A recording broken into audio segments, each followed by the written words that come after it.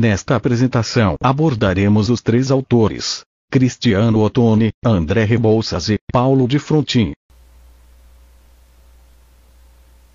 O mineiro Cristiano Ottoni era o terceiro de uma família de 11 filhos.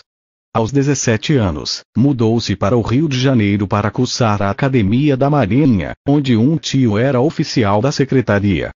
Graduou-se como guarda-marinha, em 1830, como primeiro aluno da turma, ainda que reconhecesse não ter vocação para a profissão. Como teria dito em suas memórias, não era a vocação que nos levava para a carreira na Marinha. Seguimos-la, por ser a mais barata. 3 anos mais tarde, decide ingressar na escola militar, onde se forma em engenharia, em 1836. Aos 23 anos, foi eleito deputado provincial do Rio de Janeiro pelo Partido Liberal, e no mesmo ano de 1834, iniciou a carreira do magistério como professor substituto de matemática na Academia da Marinha, onde havia estudado e onde permaneceu lecionando durante 21 anos.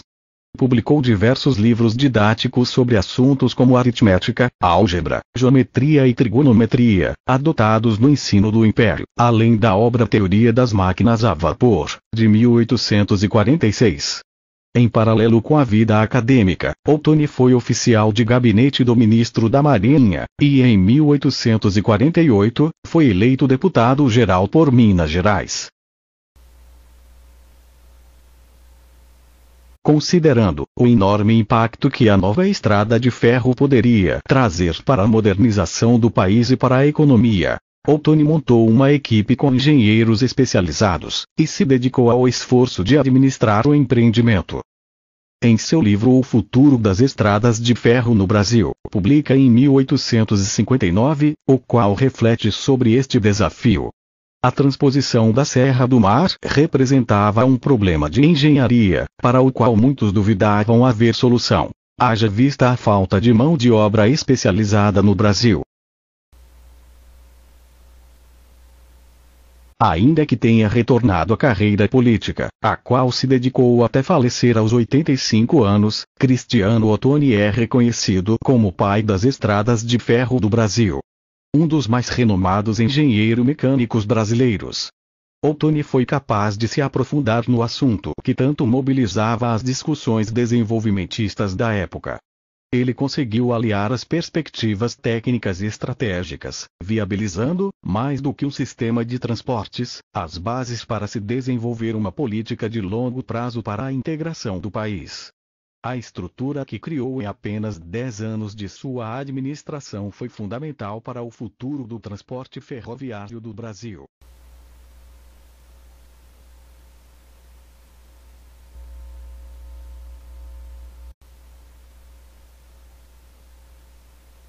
Embora mestiço, André Rebouças não provinha das camadas populares.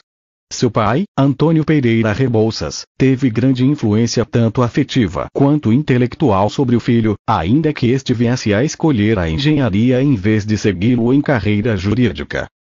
Sua escolha profissional, contudo, não foi uma exceção em sua família, já que 2 de seus 6 irmãos, Antônio Pereira Rebouças Filho e José Rebouças, também se tornaram engenheiros. Aliás, André e Antônio foram grandes parceiros em seus projetos e obras realizadas. Diplomado, em 1860, na escola militar, que acolhia tanto os que visavam o progresso dentro da carreira militar, quanto aqueles que, tendo interesse pela ciência, vislumbravam a ascensão social através da educação, André Rebouças dedicou-se fortemente à sua formação científica. Sua inclinação acadêmica garantiu-lhe, inclusive, a posição de professor catedrático da Escola Politécnica do Rio de Janeiro, onde foi responsável pela cadeira de resistência dos materiais. Você sabia que o André foi um dos primeiros engenheiros do Brasil a utilizar o cimento e os impermeabilizantes para estacas e a destacar a importância do uso da madeira nas obras? Ganhou fama no Rio de Janeiro, então capital do Império, ao solucionar o problema de abastecimento de água, em 1870. Com personalidade empreendedora, Rebouças atuou como engenheiro e empresário, mas nem por isso se viu livre de enfrentar dificuldades materiais. Menos de 10 anos depois da volta da Guerra do Paraguai, encontrava-se novamente em dificuldades financeiras. Apenas 2 dos 13 projetos de grande porte em que esteve envolvido foram bem-sucedidos: as docas do Rio de Janeiro e o porto de Cabedelo na Paraíba. O fracasso de André Rebouças como engenheiro e empresário, apesar de toda a sua competência técnica e dinamismo empreendedor, é atribuído, em parte, à indisposição que engenheiros funcionários ligados à burocracia, em diversas ocasiões, tiveram quanto às tentativas de Rebouças de organização de empresas particulares concessionárias, prestadoras de serviço ao Estado. Então, a partir de 1875, André Rebouças retira-se do mundo dos negócios, iniciando uma trajetória dedicada ao jornalismo e à militância abolicionista e reformista. O contexto de meados do século XIX favorecia a difusão de ideias modernizadoras. A crescente urbanização e o contato com europeus, fosse em viagens àquele continente ou no contato profissional notadamente com ingleses, que tinha grande atuação nas concessões para a construção de ferrovias e companhias de água, influenciaram a visão de mundo de Rebouças. Sua crença no progresso, talvez até mais do que sua ascendência negra, não permitia aceitar a escravatura. O valor dado ao trabalho e a ideia de que o status de uma pessoa deve depender de suas habilidades alimentavam o empenho de Rebouças, como militante abolicionista. O jornalismo possibilitou que Rebouças retomasse reflexões acerca de impressões e experiências que teve em suas viagens à Europa. As exposições internacionais de Londres, de Viena e de Paris. A visita às docas da Rainha Vitória, em Londres, inspirando para a construção das docas do Rio de Janeiro, os túneis, viadutos, pontes e portos que observou e analisou. As oficinas metalúrgicas, o reparo de locomotivas, a fabricação de cimento e todos os processos produtivos que conheceu e estudou. Tudo isso não poderia passar despercebido aos olhos de uma pessoa curiosa e atenta como ele. As inovações técnicas, e também as sociais, que tanto influenciavam os modos de vida, pareciam a Rebouças instrumentos para a libertação humana.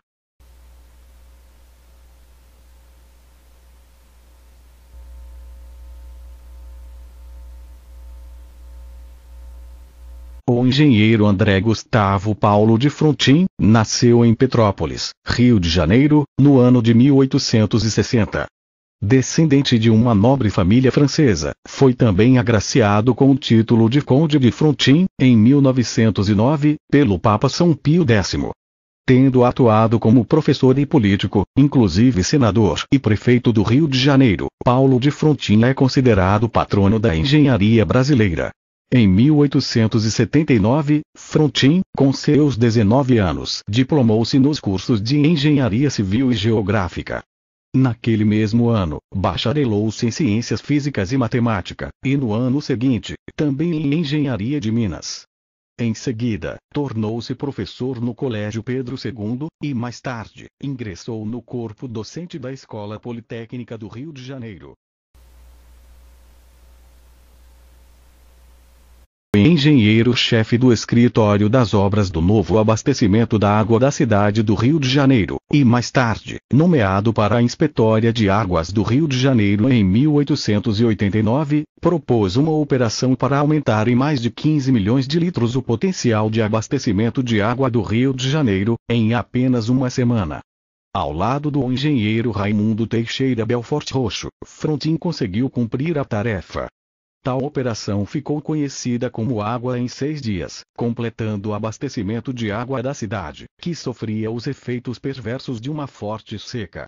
A partir de então, ganhou notoriedade e firmou-se profissionalmente com apenas 29 anos de idade. Juntamente com o engenheiro André Rebouças, Paulo de Frontin fazia parte da Comissão Melhoramentos da Cidade, criada em 1873, com o objetivo de pensar a cidade do Rio de Janeiro em escala mais ampla. Seu engajamento profissional o levou a se tornar membro do Clube de Engenharia e do Instituto Histórico e Geográfico Brasileiro, além das sociedades de engenheiros civis da França e da Bélgica.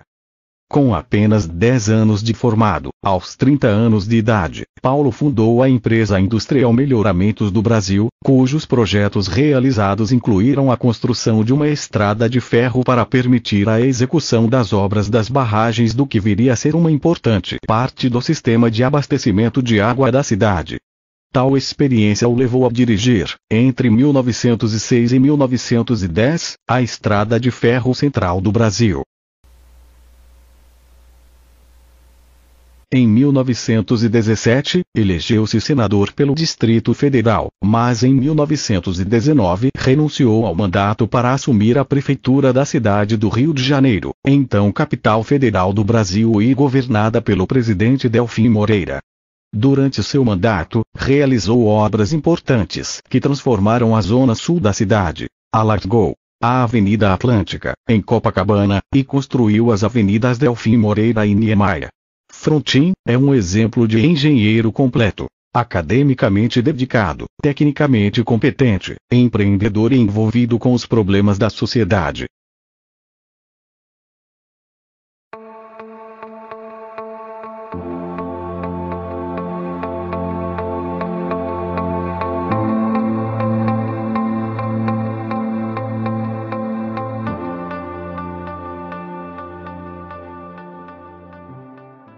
Obrigado pela sua atenção. Tenha uma ótima semana.